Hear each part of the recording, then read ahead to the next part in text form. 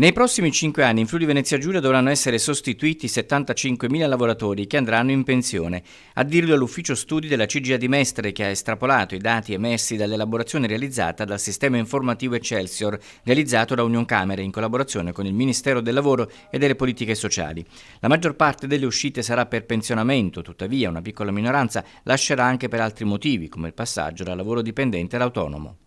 Tra alcuni anni, quando sarà necessario sostituire diverse decine e decine di migliaia di lavoratori altamente esperti e qualificati, gli imprenditori del Friuli Venezia Giulia, non trovandoli facilmente sul mercato, si troveranno costretti a corteggiare i più bravi che sono le dipendenze delle aziende concorrenti, offrendo loro benefit e aumenti salariali significativi.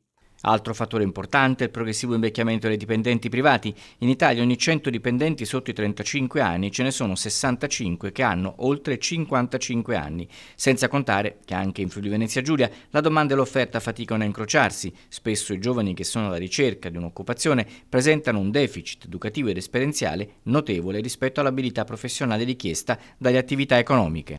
Questo scenario, già presente ora, rischia di scatenare su larga scala forme di pressione reciproca, in cui i titolari d'azienda a corto di maestranze e i lavoratori più richiesti cercheranno un accordo per ottenere entrambi il massimo vantaggio, talvolta con modalità poco corrette a scapito di quegli imprenditori che si vedranno scippare i collaboratori più importanti.